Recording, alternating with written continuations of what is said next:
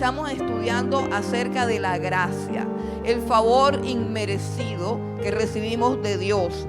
Y hoy vamos a la primera carta de Corintios, primera carta a los Corintios, vamos al capítulo 15, primera carta a los Corintios, capítulo 15, versículo 10. Los que lo tengan, ¿me regalan un amén?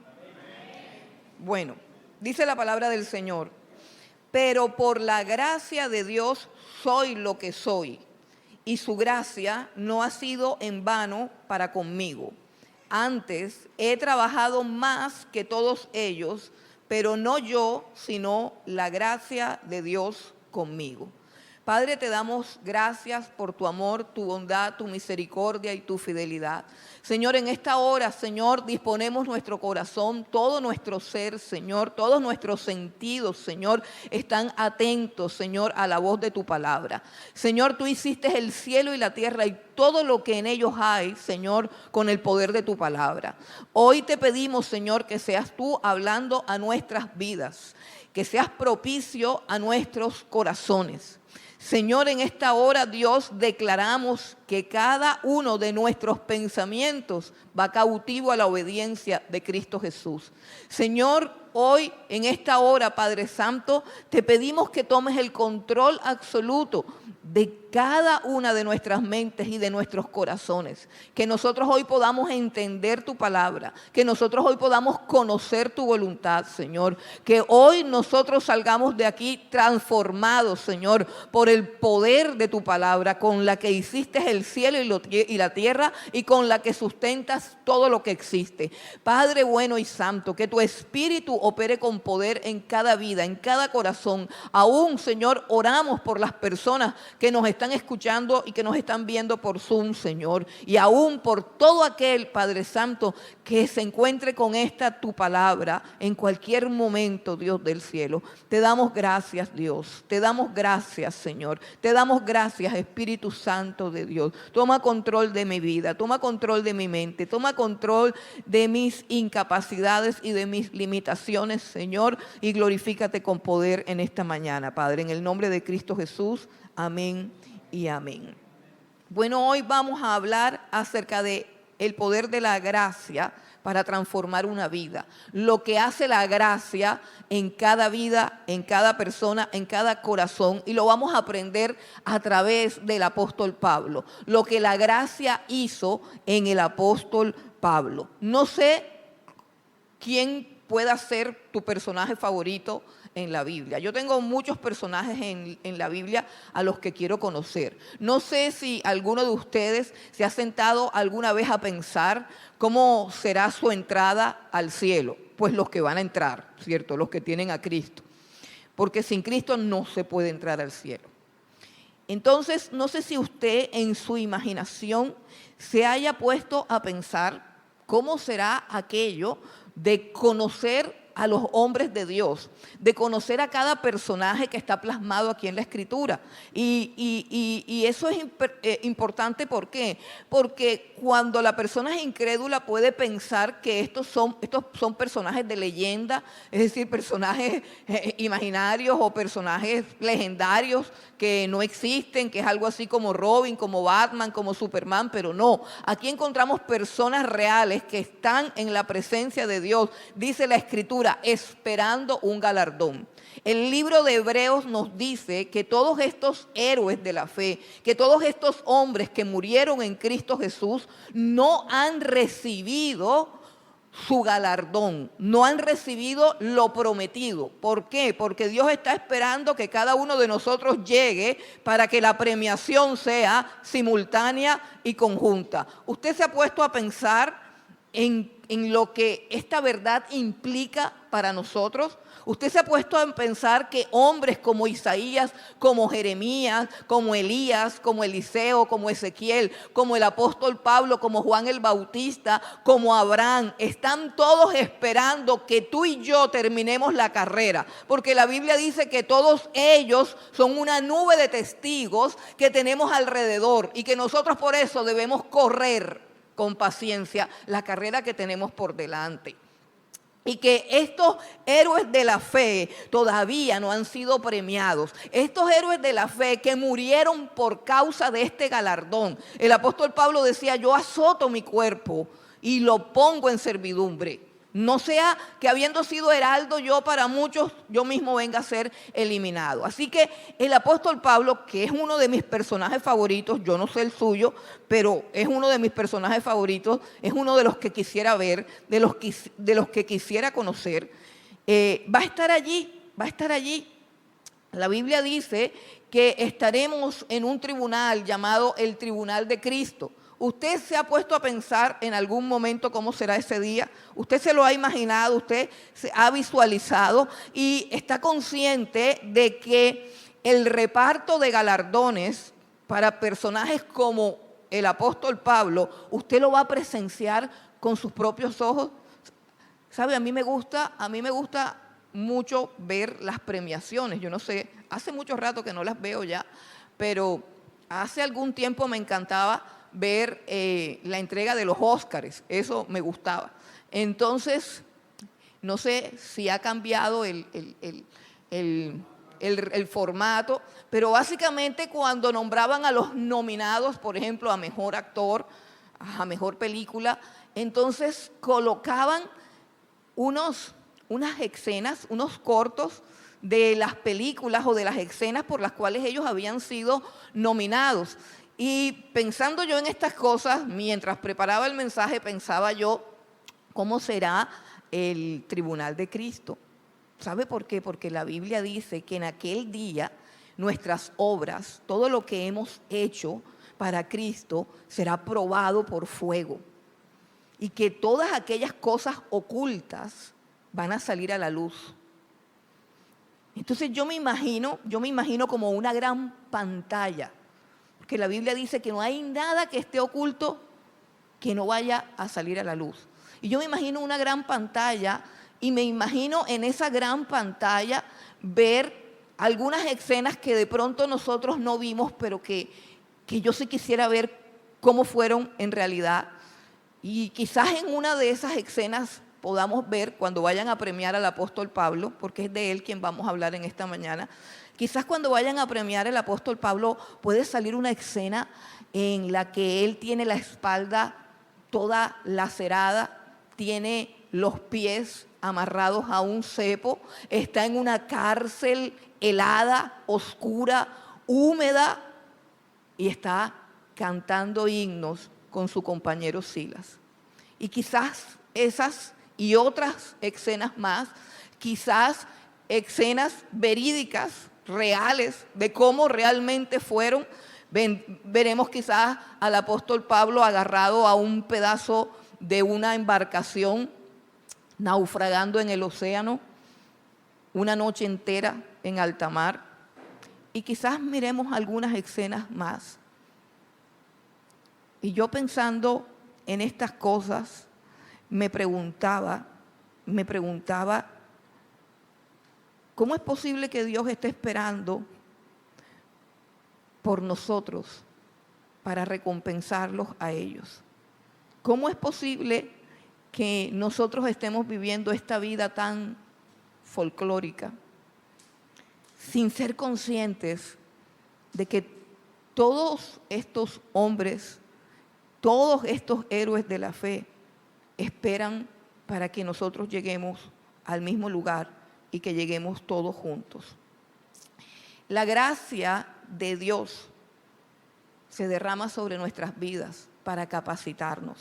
Cuando nosotros vemos todo lo que hizo el apóstol Pablo, las iglesias que fundó, los peligros que enfrentó, las traiciones, los sufrimientos, todo lo que él sufrió, sus ataques, los padecimientos, las cartas que escribió, no estamos frente a la grandeza de un hombre. Escuche bien, no estamos frente a la grandeza de un hombre, sino que estamos contemplando el poder de la gracia de Dios en un hombre. El poder de la gracia de Dios en un hombre. Y eso es lo que Pablo dice en este versículo que quiero que volvamos de nuevo a leer. Primera de Corintios 15:10 dice el apóstol Pablo, pero por la gracia de Dios soy lo que soy y su gracia no ha sido en vano para conmigo. Antes he trabajado más que todos ellos, pero no yo, sino la gracia de Dios conmigo. La gracia de Dios se derrama sobre la vida de una persona para darle una dimensión divina a lo que esa persona es y a lo que esa persona hace. Hay dos cosas fundamentales en el ser humano y es lo que soy y lo que hago. O sea, el ser y el hacer. Y esas son dos cosas que son sumamente importantes. Y la gracia de Dios, recuerden que la gracia vino con el Señor Jesucristo. Y de su plenitud tomamos todos y gracia sobre gracia. Y cuando la gracia del Señor Jesucristo se derrama sobre nuestras vidas, hay una dimensión divina en mi ser y en mi hacer. Todo es transformado. Yo soy levantada. Yo soy restaurada a la posición que Dios quiere que yo tenga, a lo que Dios soñó cuando dijo hagamos al hombre a nuestra imagen y a nuestra semejanza. Cuando Él dijo eso, no pensaba en criaturas pecadoras, frágiles, defectuosas e infieles, como cada uno de nosotros. No, pensaba en otra cosa. Y cuando la gracia viene a nuestras vidas, viene precisamente para restaurar lo que se perdió. Y hay dos cosas que el apóstol Pablo expone aquí acerca de lo que la gracia ha hecho. Y es lo que soy y lo que hago. Eso es lo que está exponiendo el apóstol Pablo. Lo que soy y lo que hago. Entonces yo quiero que miremos en el texto lo que el apóstol Pablo dice que es, primeramente en este texto. Vamos a mirar lo que él dice en el versículo 7 al 9. Está hablando de la aparición del Señor Jesucristo resucitado delante y visiblemente a todos sus apóstoles, a todos sus discípulos. Entonces vamos desde el versículo 7 y dice, después apareció a Jacobo, después a todos los apóstoles y al último de todos, como a un abortivo, me apareció a mí. Porque yo soy el más pequeño de los apóstoles, que no soy digno de ser llamado apóstol porque perseguí a la iglesia de Dios. Y lo primero que tenemos aquí en este concepto que el apóstol Pablo tiene de sí mismo, concepto que ha sido transformado por la gracia, pero que él tiene claro, y quiero que nosotros nos enfoquemos en la claridad, en la fuerza y en la convicción con la que el apóstol Pablo dice, soy lo que soy. Porque esa frase es supremamente fuerte y supremamente sólida cuando pensamos que sale de la boca de un hombre que ha experimentado tanta persecución, tantos sufrimientos y tantas adversidades. Entonces, lo primero que nosotros vemos aquí es que el apóstol Pablo es un hombre que es consciente de su miseria espiritual. Es un hombre que es consciente de su pequeñez y de su fragilidad.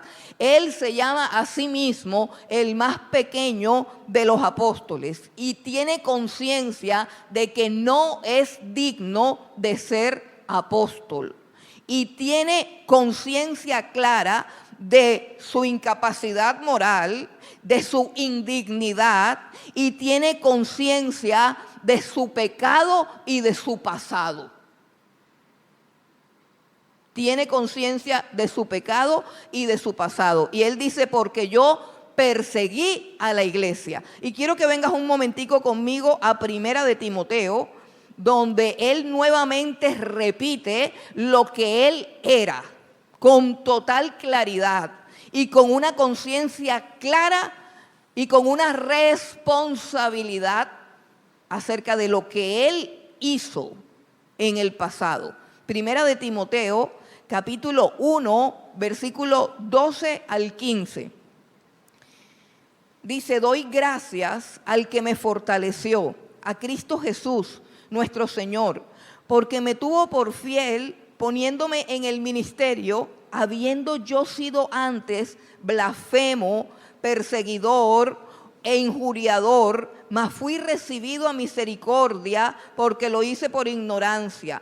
Pero la gracia de nuestro Señor fue más abundante con la fe y el amor que es en Cristo Jesús. Palabra fiel y digna de ser recibida por todos, que Cristo Jesús vino al mundo para salvar a los pecadores, de los cuales yo soy el primero. Así que si usted cree que los hombres de la Biblia se creen santos, le digo no. Los hombres de la Biblia y los hombres que Dios usó, sobre los cuales la gracia se derramó, fueron los hombres que tuvieron la conciencia más clara, más profunda de su pecado, de su incapacidad moral.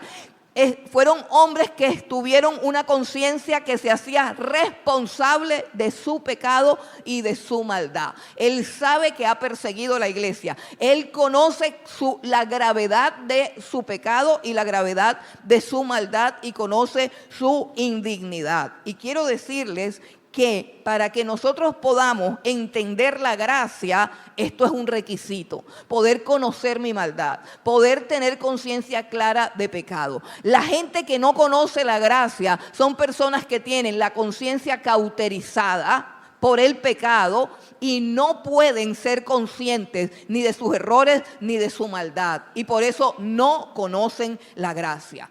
La palabra de Dios, Dios quiere que nosotros seamos conscientes de lo que éramos en el pasado. Y usted me dirá, pero ¿cómo así? ¿Cómo así? Si la Biblia dice que Dios se olvida de nuestros pecados. Dice: no me acordaré más de ellos. ¿Cómo que uno va a vivir así pensando en todo lo malo que hice? Quiero decirle que Dios quiere que nunca olvidemos de dónde Él nos sacó. Mire, hay un texto en Deuteronomio. Creo que lo he leído varias veces aquí. Es un texto que a mí me gusta muchísimo. En Deuteronomio 26, cada vez que un judío iba a depositar su ofrenda en el altar, tenía que repetir estas palabras. Escuche bien lo que vamos a leer. Vamos a leer Deuteronomio 26 del 1 al 10. Si usted no es rápido para buscar en la Biblia, no se preocupe, yo se lo leo.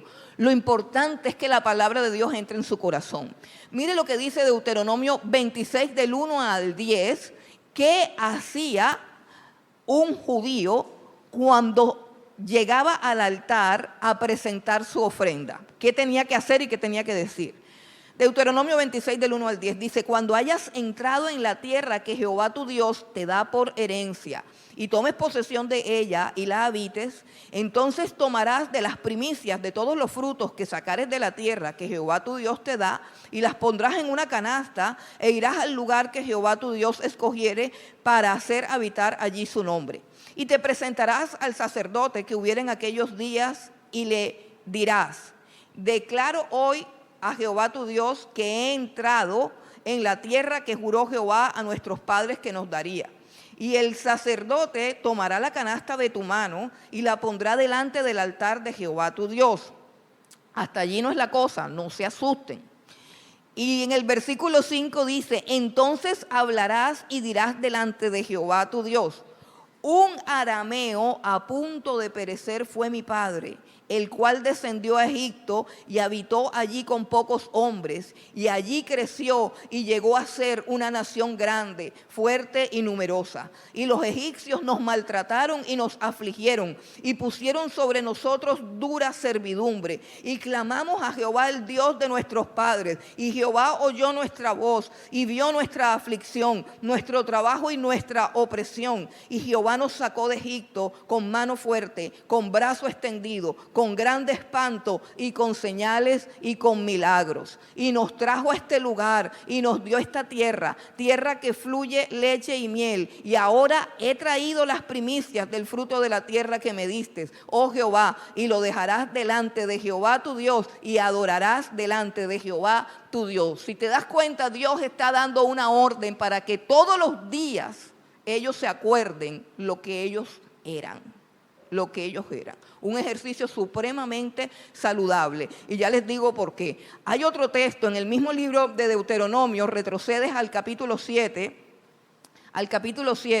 y leemos el versículo 6 y 7. Deuteronomio 7, 6 y 7. Dice, porque tú eres pueblo santo para Jehová tu Dios. Jehová tu Dios te ha escogido para hacerle un pueblo especial, más que todos los pueblos que están sobre la tierra. No por ser vosotros más que todos los pueblos, os ha querido Jehová y os ha escogido. Pues vosotros erais el más insignificante de todos los pueblos, sino por cuanto Jehová os amó. Hasta ahí. Y Dios quiere que nos acordemos de eso y que lo tengamos claro. Y la pregunta es, ¿por qué Dios quiere, para decirlo en nuestros términos, por qué Dios quiere restregarnos nuestro pasado todos los días? ¿Por qué eso será tan importante? En este contexto en el que vivimos de autoestima y superación personal y afirmación positiva y todo ese cuento psicológico de los traumas, de los conflictos, de la sanidad interior, ¿por qué Dios dice en su palabra que nos tenemos que acordar de lo que éramos todos los días de nuestra vida? Hermano, porque cuando Dios nos llama para bendecirnos. ¿Qué le dice al judío? Cuando entres en la tierra prometida, cuando estés prosperado, cuando estés bendecido, cuando yo te use con poder, cuando veas mis dones sobre ti, cuando veas la gloria que te voy a dar, cuando veas las bendiciones que te voy a dar. Tenemos un problema, hermano. Y es que Dios sabe que nuestra alma caída tiene un peligro, y es el peligro de envanecimiento, el peligro de llegar a creer que todas esas cosas son por mérito propio y no por gracia. Entonces Dios quiere que todos los días de nuestra vida nosotros nos acordemos del hueco donde Él nos sacó. Que todos los días de nuestra vida nos acordemos de la lista de pecados que Él nos perdonó. No para estar aprisionado en una cárcel de culpa ni de temor, sino todo lo contrario, para estar completamente agradecidos. Porque la gratitud, escucha bien, la gratitud es el eco de la gracia. La gratitud es algo así como la chispa de la alegría. Un hombre agradecido no se queja, no murmura. Un hombre agradecido no tiene amargura en su corazón, tiene gozo. Un hombre agradecido es un hombre pleno, es un hombre feliz. Y la gratitud viene precisamente de tener una conciencia clara de todo lo que tenemos y de todo lo que hemos recibido por pura gracia. Por pura gracia. Ese es el mejor ejercicio que podemos hacer para el gozo y para la alegría. Por eso cuando una persona vive enojada con sus circunstancias, enojada con los defectos de su cuerpo, enojada con las limitaciones de su vida, es una persona que no ha conocido la gracia. Porque ni siquiera ha conocido su pecado, ni siquiera ha conocido su maldad. Vamos a seguir con el apóstol Pablo. Además de lo que él es, hermanos, solamente considerando lo que fuimos, es que podemos apreciar lo que la gracia de Dios ha hecho en nuestras vidas. La gracia trae sanidad interior y libertad. Por eso cuando alguien es salvado, no necesita Si alguien lo necesita, con mucho gusto vaya. Si quiere, hasta yo se lo pago. El Seminario de Sanidad Interior. Pero cuando Dios salva a alguien, cuando el Espíritu de Dios viene sobre la vida de una persona para limpiarlo, para libertarlo, esa persona es completamente libre, emocional, mental y espiritualmente. Es sana, es libre. Y yo no digo que no llore algún día. Y yo no digo que no se deprima. Y yo no digo que no le duelan las circunstancias de la vida. Pero es una persona sana. Es una persona sana. Porque cuando llegamos a Dios, nuestra autoestima comienza a descansar sobre unas bases y unos fundamentos más sólidos que lo que puede establecer el mundo, que lo que puede establecer la gente alrededor. Y entonces uno puede hablar como el apóstol Pablo: por la gracia de Dios es que soy lo que soy. Dios quiere que seamos agradecidos. ¿Alguna vez, te hago una pregunta, alguna vez, y nos vamos a meter un poquito en esto de la sanidad interior que le encanta a la gente, ¿alguna vez has estado frente a personas más ricas, más fuertes, más hermosas, más poderosas que tú y te has sentido poca cosa? Piensa lo que te estoy diciendo. ¿Alguna vez has estado en un entorno de gente mucho más fuerte que tú, mucho más poderosa que tú, mucho más rica que tú, mucho más hermosa que tú, mucho mejor vestida que tú, mucho mejor dotada que tú, y te has sentido poca cosa por tu ropa, por tu formación, por tu falta de títulos, por la marca de tu ropita? Piensa en lo que te estoy diciendo. Piénsalo bien. Pues Pablo sí. Ven conmigo a Hechos 26 y te voy a narrar una historia que me encanta. El apóstol Pablo, en el libro de los Hechos, fue llevado preso dizque por sedición, pero sabemos que él no había hecho nada, solamente predicar el evangelio. Y fue presentado ante todas las autoridades romanas, hermanos, ante todas las autoridades romanas. Usted puede comenzar del capítulo, mire, vamos a hojear un poquito la Biblia. Ubíquese en el capítulo 23. Tiene el capítulo 23. Arriba del capítulo 23 hay un subtítulo, pues, en algunas Biblias, dice Pablo ante el concilio, o sea, ante el Sanedrín, ¿cierto? Después, a la altura del 23 dice, Pablo es enviado a Félix, el gobernador. Te detiene la policía, te ponen unas esposas, te llevan ante el alcalde, después ante el gobernador. ¿Cómo te sentirías? Pablo ante Félix, capítulo 24, el gobernador.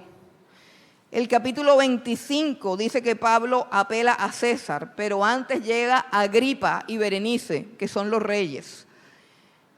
En el capítulo 26 hay un título que dice defensa de Pablo ante Agripa. Rápidamente les cuento la historia, pues ya ha pasado del gobernador al superintendente, y ahora viene el rey Agripa. Y la Biblia dice que el rey Agripa venía con toda su pompa y con su hermana Berenice. Todos creen que Berenice es la esposa, pero esto es algo peor. Berenice es la hermana y dicen que había una relación incestuosa entre los dos, pero eso no importa. Eso no importa porque ese no es el tema. Ellos vienen con toda la pompa de ser reyes.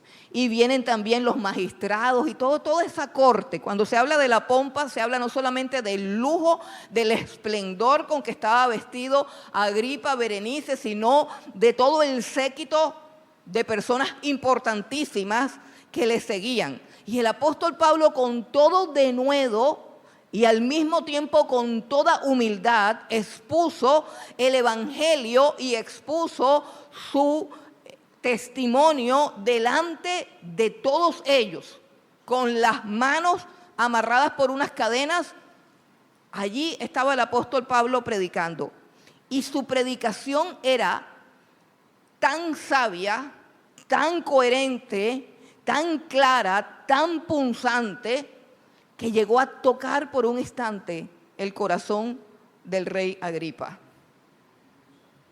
Por un momento el apóstol Pablo, con el poderoso evangelio de la salvación, llega a tocar el corazón del rey Agripa. Ven conmigo al versículo número 28. Y dice entonces Agripa a Pablo: por poco me persuades a ser cristiano. Por poco me persuades a ser cristiano. O sea, la exposición que tú has hecho es tan tremenda, que por poco me persuades a ser cristiano. Pero, ¿qué piensan ustedes que fue lo poco que faltó para que Agripa fuera cristiano? ¿Cuál fue el pedacito que faltó? Yo te voy a decir qué fue lo que pasó. Exacto, pasó que el que le estaba predicando no estaba a su altura.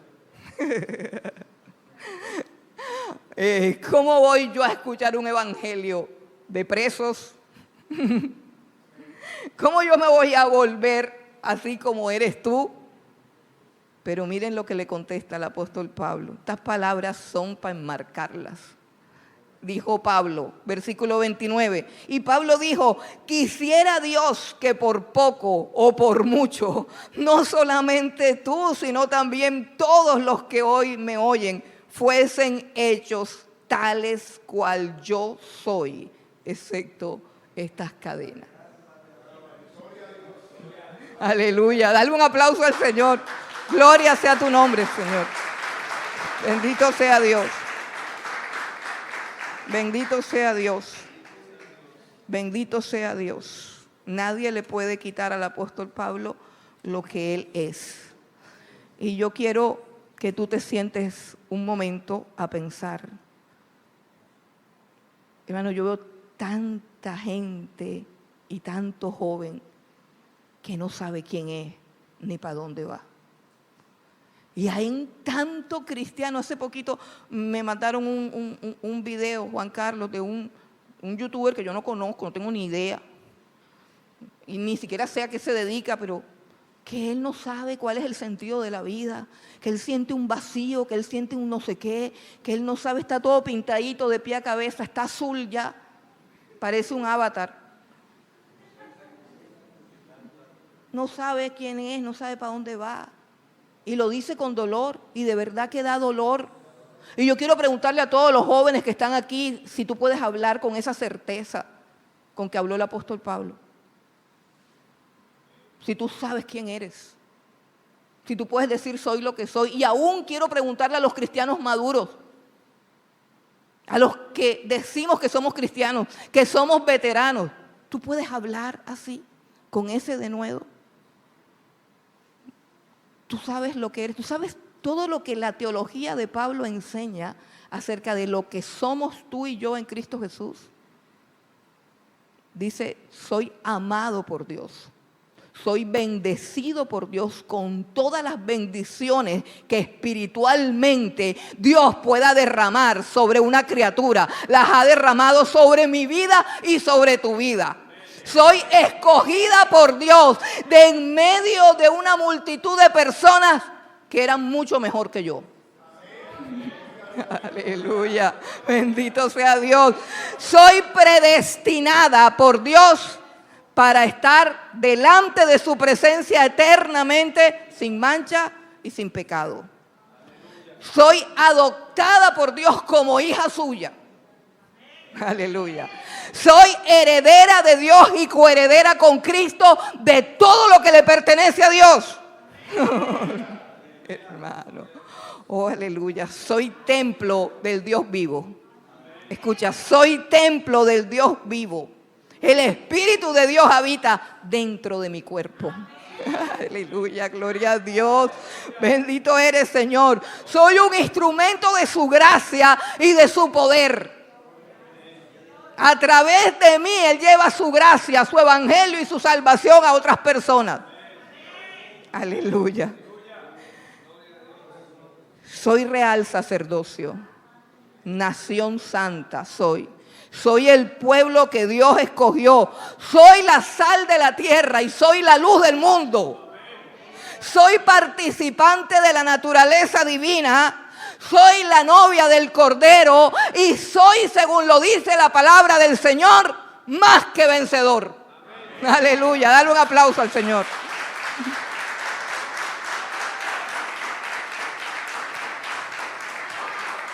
Hermanos, y todo eso eres tú por gracia. Por pura gracia. Porque le plació. Tú no eras mejor que los demás. Tú debes vivir sorprendido de por qué te escogieron a ti y no a tu tía o a tu abuela, que es mejor que tú. ¿Por qué de todos esos hermanos tuyos, rectos, correctos, estudiosos, serios, que fueron a la universidad, que no se parrandearon la plata del papá? ¿Por qué te escogió a ti, el más sinvergüenza, el más zángano?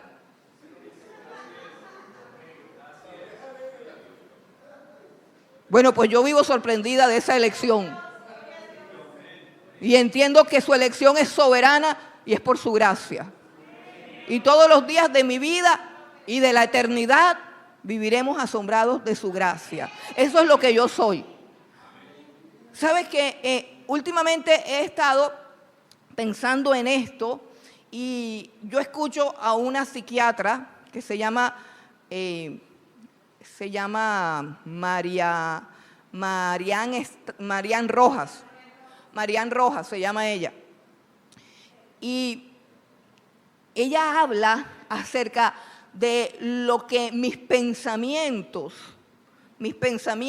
producen en todo mi ser y aún en las cosas que me suceden. Y no lo habla desde un punto de vista místico, sino desde un punto de vista científico y neurológico.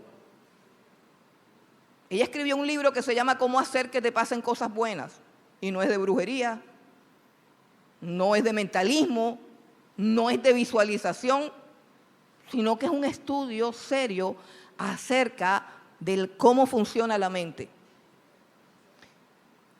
Y hay una cantidad de psicólogos, coaching, entrenadores, motivadores, porque eso está de moda. ¿Por qué? Porque es que la gente ya no tiene razón para vivir. La gente ya no tiene razón para vivir. La gente ya no sabe por qué vive.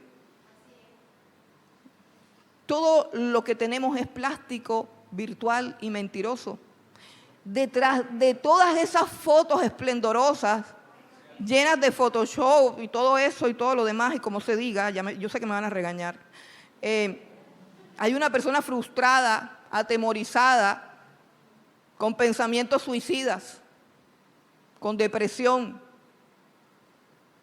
porque ya se ha perdido el sentido de la vida.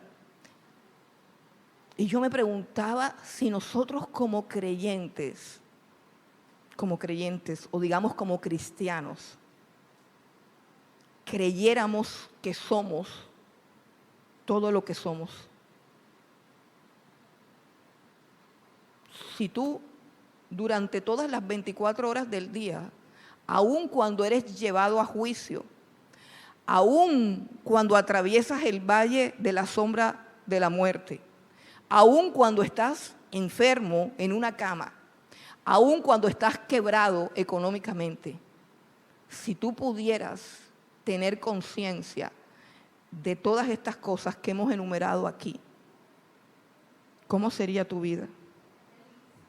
¿Cómo sería tu vida? ¿Y qué pasaría en tu entorno? Escucha, no solamente estoy hablando de cómo te sentirías por dentro, sino que quiero pensar en qué sucedería a tu alrededor. Porque yo sí creo que una mente negativa atrae cosas negativas. ¿Por qué? Porque Dios nos enseña a tener fe y a tener confianza y a no tener temor. Y la Biblia tiene 365 veces el mandamiento, no temas. Así que si Dios dice no temas es porque el temor trae cosas malas. Mínimo te enferma. Mínimo te enferma. Pero la fe trae cosas buenas. La fe trae cosas buenas. ¿Qué pasaría si nosotros, en vez de estar escuchando las voces de mi alma caída o las voces de la gente que me condena y que me critica, o las voces de los parámetros del mundo que exigen cosas que yo no tengo, si yo en vez de escuchar la voz del mismo diablo que dice que tú no sirves para nada, que eres una porquería, si yo pudiera escuchar todos los días esta voz, yo quisiera a veces hacer un experimento, y yo creo que lo voy a hacer, no he tenido tiempo, un experimento de hacer una grabación con todas estas afirmaciones bíblicas, y que antes de dormir te pusieras los audífonos y comenzaras a escuchar lo que Dios dice que tú eres. Lo que Dios dice que tú eres. Yo te aseguro que nunca tendrías depresión, que nunca tendrías ansiedad, que nunca irías al psicólogo. Es más, nunca me llamarías a pedirme consejería. Porque eso es algo supremamente poderoso. Y el que lo ha recibido y el que lo ha creído puede tener esa paz y esa seguridad del apóstol Pablo. Puede tener esa certeza y puede tener esa autoestima genuina y verdadera de la que habla la Escritura. Que nadie tenga más alto concepto de sí mismo, sino el que debe tener. Que piense de sí con cordura, conforme a la medida de la fe. ¿Sabe cuál es la medida de la fe? Creer en lo que Dios dice que soy, no creerme más ni creerme menos. Y hay un equilibrio entre yo recordar que soy un pecador y que tengo un pasado que fue perdonado y que todo lo que soy es el peso de su gracia sobre mi vida. Eso trae un equilibrio y una paz mental y emocional. Pero nos hemos olvidado de esto y por eso es que andamos en depresión y por eso es que nos estamos suicidando aún en medio de la iglesia. Porque nos olvidamos de lo que somos para medirnos con parámetros mundanos. ¿Cuántos miembros hay en tu iglesia? ¿Cuántas luces de colores hay? ¿Te hiciste la meta? ¿Lograste esto? ¿Lograste lo otro? Parámetros del mundo y no parámetros de Dios. Yo tengo que mirar lo que yo soy bajo la gracia. La segunda cosa que tenemos o que el apóstol Pablo nos muestra es lo que él ha hecho, lo que él ha hecho. Vamos de nuevo a 1 Corintios capítulo 15. Dice, y su gracia no ha sido en vano para conmigo. Antes he trabajado más que todos ellos, pero no yo, sino la gracia de Dios conmigo. El ser, pero también el hacer. Es lo que se derrama cuando viene la gracia de Dios sobre tu vida. El hacer. ¿Qué era lo que hacía el apóstol Pablo antes? Perseguir a los cristianos. Ese era su hacer. Pero él pasó de ser un perseguidor a ser un predicador del evangelio. Pasó de un hacer destructivo a un hacer constructivo. Y él dice, he trabajado más que todos ellos. Es decir, él se está refiriendo a los 11 apóstoles de Jesús, porque saben que uno se perdió en el camino. Él está refiriéndose a Pedro, a Juan, a Jacobo. Está diciendo, ojo, lo que está diciendo el apóstol Pablo. He trabajado más que todos ellos. Aunque soy más pequeño, aunque soy más indigno, mi trabajo para el Señor superó al de ellos. Entonces, número uno, la cosa no es por antigüedad. La cosa no es de quién llega primero, porque Jesús enseñó, hay postreros que serán primeros. El mismo Jesús enseñó en una parábola, no sé si recuerdan la parábola de los jornaleros. Contrató a un hombre desocupado que estaba ahí, tú sabes, esos hombres que están desocupados ahí, sin hacer nada, felices en su desocupación. Y le dijo, ¿ustedes qué están haciendo? No, nada. Y contrató a esos a las 7 de la mañana, luego contrató a un grupo a las 12 del día y después contrató a unos a las 5 de la tarde, les quedó 1 hora de trabajo. Y a todos los contrató por 1 denario. A los de las 7 de la mañana le dijo, te voy a pagar 1 denario si trabajas conmigo en mi hacienda. Listo. Al de las 12 del día, oye, ¿me quieres trabajar conmigo? Te pago el salario de 1 día, 1 denario. Y luego llegaron los de las 5 de la tarde y los contrató y les dijo, ¿quieren trabajar conmigo? Sí, listo, 1 denario, 1 denario. Pues esos llegaron más rápido, claro. Y llegó la hora de pagar. Y comenzó a pagar primero a los que habían llegado a las 5. 1 denario. Cuando los que habían llegado a las 7 vieron que le había pagado 1 denario al que había entrado a las 5, dijeron, uy, esto está buenísimo. A mí me tienen que pagar. Sacaron calculadora y dijeron, por 1 hora 1 denario, nosotros 8 horas, 8 denarios. Eso es lo justo.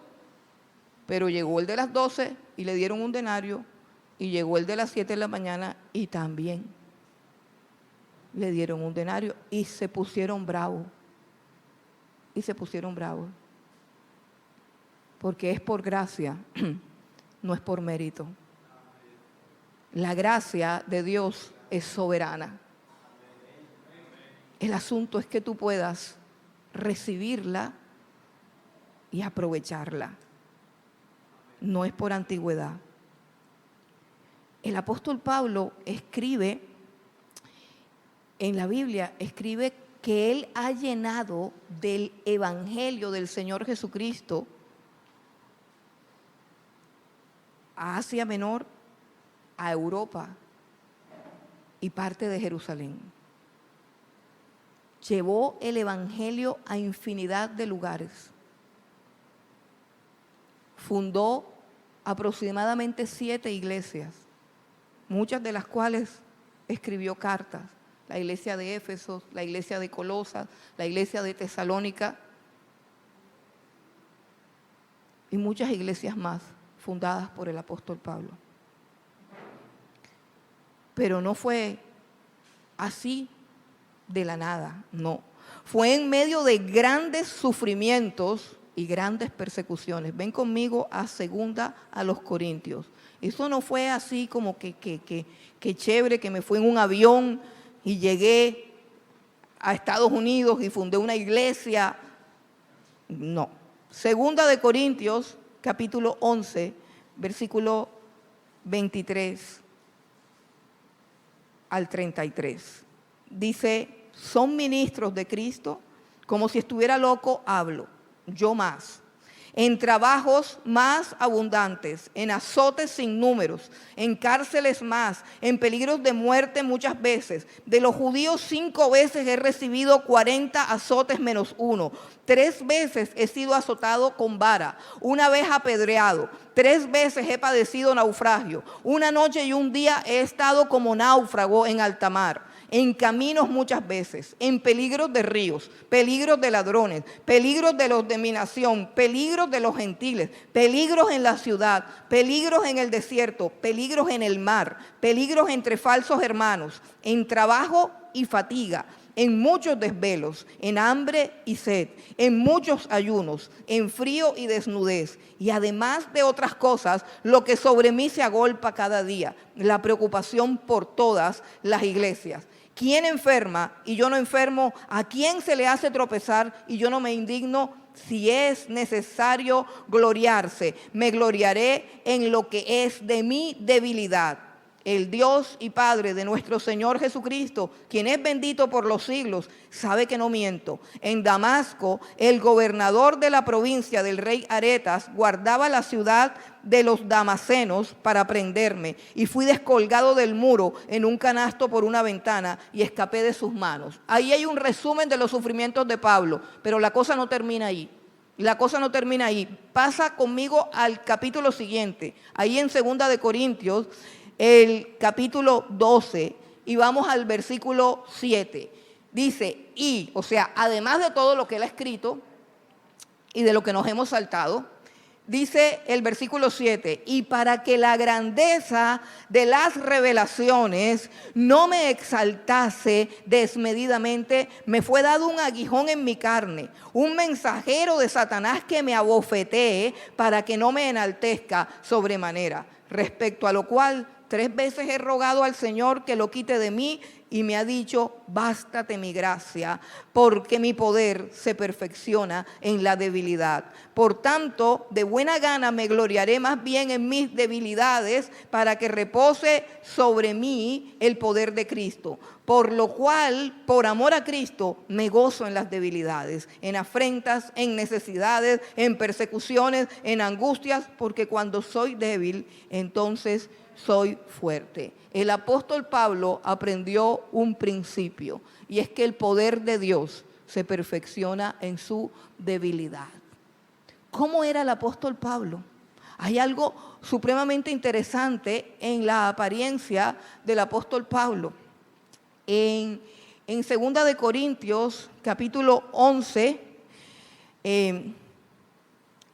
hay algo interesante que escribe el apóstol Pablo, porque uno de sus opositores en la iglesia de Corinto habló acerca de su apariencia física.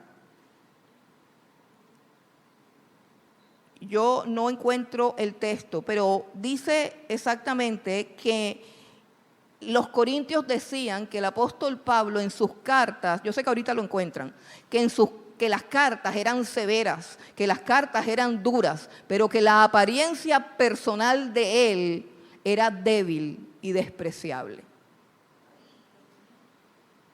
Así que yo no sé cómo se ha imaginado usted al apóstol Pablo. Yo no anoté esa cita, si alguien la consigue, está en 2 Corintios, a la altura del capítulo 11 o 12, no recuerdo bien, pero dice eso.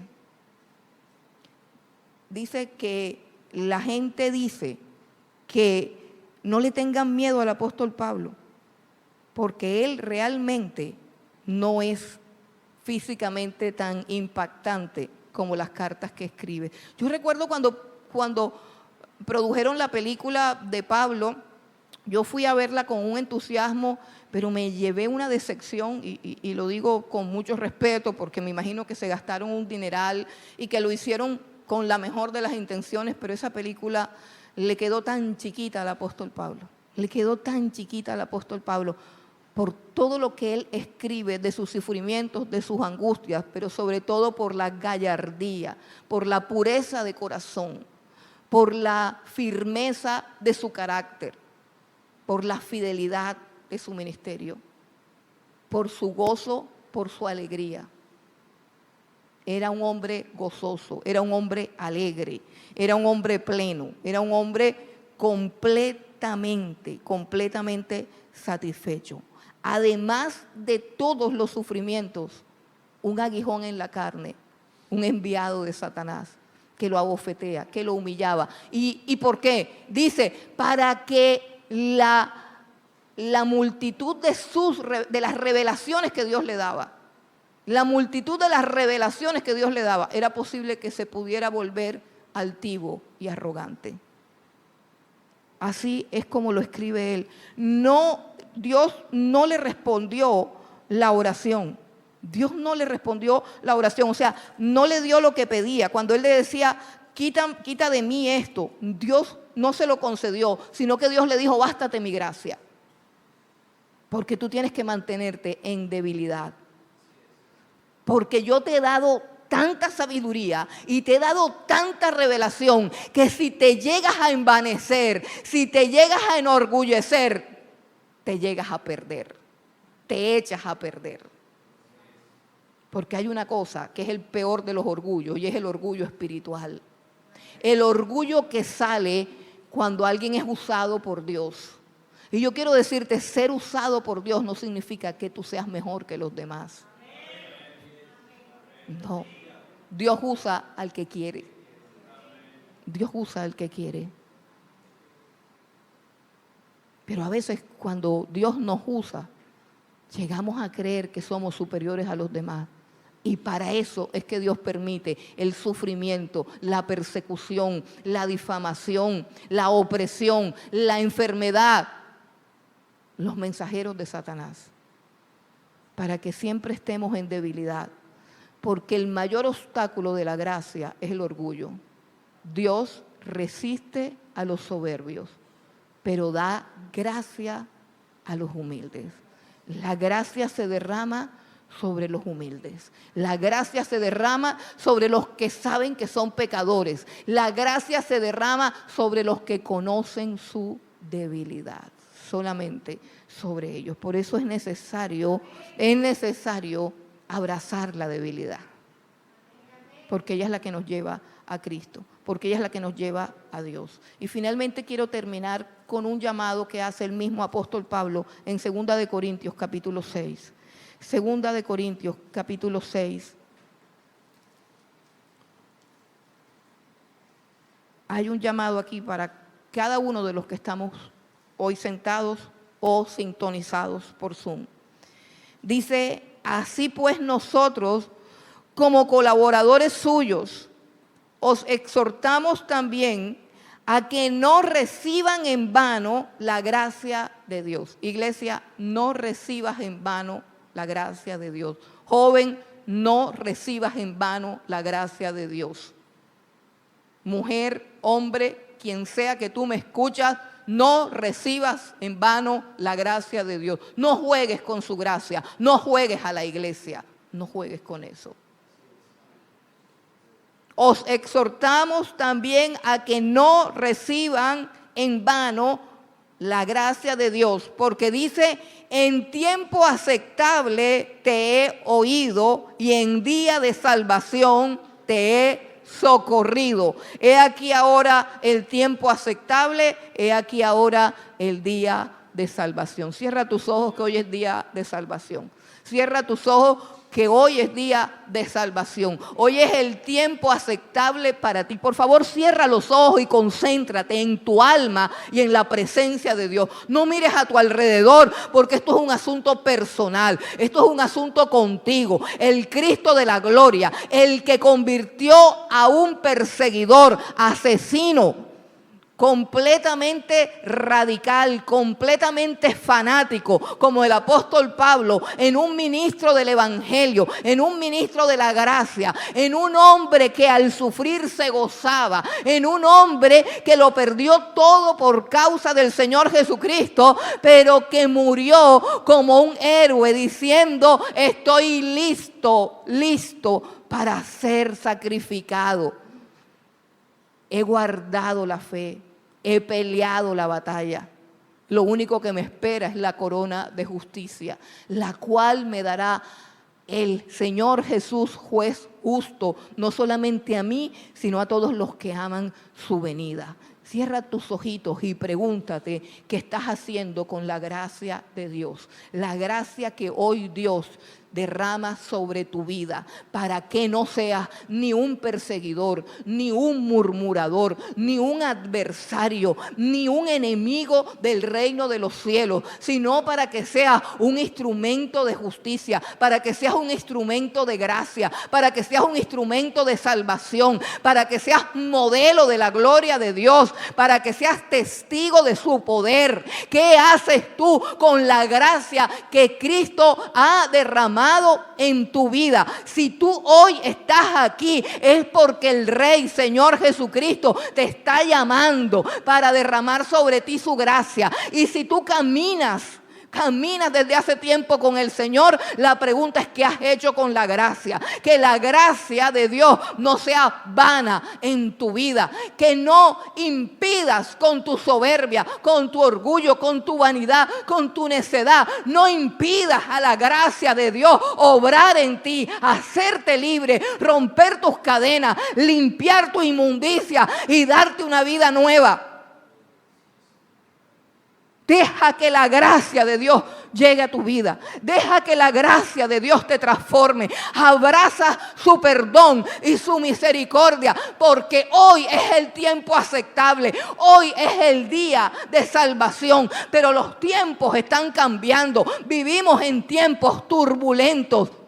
Aprovecha la gracia del Señor Jesucristo. Aprovecha su gracia. Una gracia que te perdona. Una gracia que te limpia. Una gracia que te purifica. Una gracia que te liberta. Una gracia que te capacita para hacer algo trascendental y que tu vida tenga sentido. Que tu vida tenga valor. Que puedas sentarte en medio del trono de Dios, que te puedas sentar alrededor del trono el día en que el Señor Jesucristo va a juzgar a toda la humanidad. Ese día que tú puedas estar sentado, que tú puedas estar observando a todos los héroes de la fe pasar a recibir su galardón. El apóstol Pablo le dijo a Agripa: ojalá, Agripa, tú fueras hecho tal como yo soy. Pablo dice que tú puedes ser hecho tal cual como Dios lo hizo a él. Tú, que eres un pecador, que tienes en mente lo que eres, que has perdido la autoestima y el sentido de valor, que piensas que lo tuyo es simplemente pecar y fingir que eres cristiano para que te vaya bien. Tú que vives una vida mediocre, tú que vives una vida superficial, tú que te escondes porque a cada ratico caes, es contigo. Dios quiere que su gracia obre en tu vida. Dios quiere que su gracia sea recibida en tu alma, porque Él te puede cambiar. Él te puede transformar. Él te puede dar un nuevo corazón. Él te puede dar una nueva felicidad, un nuevo gozo, una nueva paz, un nuevo camino, un nuevo propósito. Y hacer que tu vida de verdad tenga valor, tenga significado, tenga propósito en la vida. Que se acaben todos tus temores. Que se acaben todos tus deseos de fingir, de crear una imagen,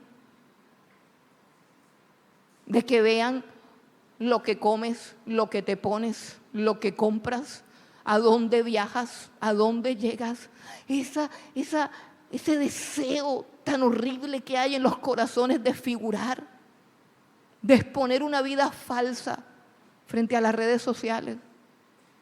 Esa falta de identidad, esa falta de autoestima, de valor propio, de significado de vida. Esta es la generación más confundida, más frágil, la generación de cristal, la que se ofende por cualquier cosa.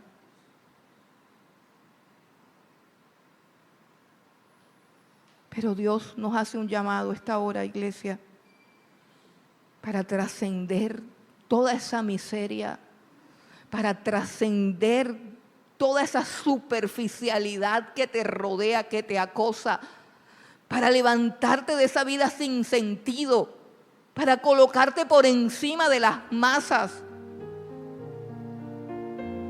para vivir para su gloria.